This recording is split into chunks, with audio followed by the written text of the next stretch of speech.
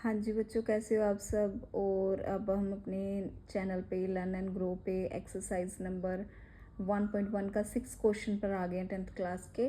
तो हम आज देख लेते हैं कि क्या पूछा गया है। हमें पूछा गया explain why 7 into 11 into 13 plus 13 and this number, ये दिया हुआ है।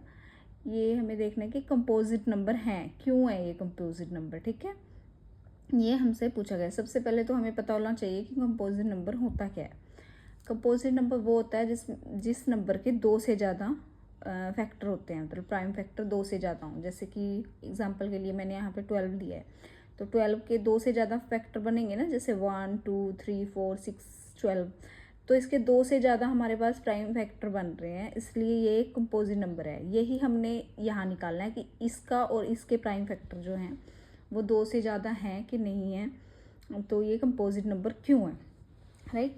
सो सबसे पहले हम फर्स्ट वाला जो दिया हुआ है ये ले लेंगे। ठीक है, ओके। इसमें कॉमन क्या है, 13 है, तो 13 को हम बाहर निकाल लेते हैं, ये ऐसे आ गया। और इसको सॉल्व करके हमारे पास 77 प्लस 1, ये दो नंबर आ गए, ये दोनों प्रोडक्ट आ गए। ठीक है, इनका देखो एक से ज़्यादा है, इनका एक भी है, इन दोनों का जो प्रोडक्ट है एक भी इनका प्राइम फैक्टर आएगा। और खुद के अलावा देखो 78 का भी हमारे पास आएगा, है ना। खुद के अलावा और भी फैक्टर इनके बन रहे हैं ना, इसलिए ये कंपोजिट नंबर है। ठीक है, पहला तो हमने प्रूव कर दिया कि भाई है, क्योंकि जो इनका मल्टीपल है वो एक और उससे ज़्यादा हमारे पास प्राइम फैक्टर बन रहे हैं, तो इसलिए ये इसका कंपोजिट नंबर, मतलब इसको हम कंपोजिट मानेंगे।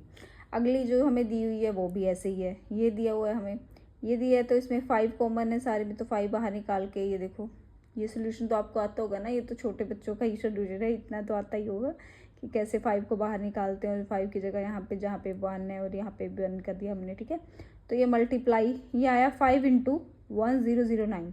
अब इसमें देखो, इसमें भी 1 और उससे ज़्यादा जो है प्राइम फैक्टर बैठेंगे। आप चाहे निकाल के देख सकते हो, बट ये देख के ही पता लग रहा है कि इसमें इनका जो मल्टीपल है इनसे इससे ज़्यादा, तो दोनों नंबर इसलिए ही कंपोजिट है क्योंकि इनके एक से ज़्यादा प्राइम फैक्टर बैठेंगे। चाहे आप एग्ज़ाम में ऐसे भी लिख सकते हो कि हाँ भाई ये दोनों इसलिए हैं क्योंकि इनके प्राइम में एक से ज़्यादा, मतलब दो से ज़्यादा इनके प्राइम फैक्टर बैठ रहे हैं, इसलिए कंपोजिट है। ठीक है, अभी हम आएंगे 7 क्वेश्चन पे। Sonia takes 18 minutes and Ravi takes 12 minutes to complete 1 round of circular path.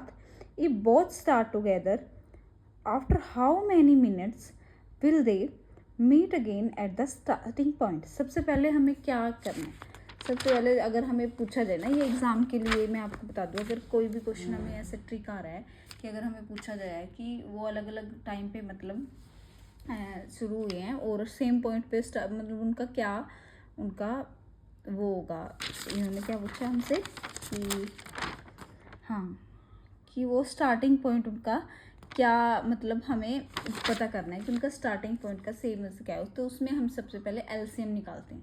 तो एलसीएम आपको पता ही है कैसे निकालते हैं, पहले हमें प्राइम फैक्टर निकालने पड़ेंगे। सबसे पहले हम सोनिया का देखेंगे, सोनिया 18 मिनट में पहुंची है और रवि पहुंच गया भाई 12 मिनट में। ठीक है, तो अब हम इनके प्राइम फैक्टर निकालेंगे। प्राइम फैक्टर कैसे निकालने हैं वो आपको पता ही है। 18 का प्राइम फैक्टर आप निकाल सकते हो, 12 का प्राइम फैक्टर आप निकाल सकते हो, ईजी है।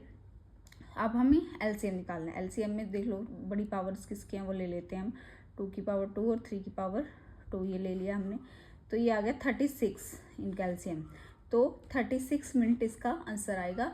एग्ज़ाम में भी आपको एलसीएम ही निकालना है। अगर आपको स्टार्टिंग पॉइंट सेम पूछा गया हो तो आप एलसीएम ही निकालेंगे, यही ट्रिक है। और प्लीज़ मेरे चैनल को प्लीज़ सब्सक्राइब करें, लाइक करें और शेयर करें, ताकि मैं आपको पूरा सोल्यूशन जो 10th के मैथ का वो दे सकूँ और लर्न और ग्रो के साथ, ताकि आप भी ग्रो करें और मैं भी ग्रो करूँ। थैंक यू सो मच बच्चों।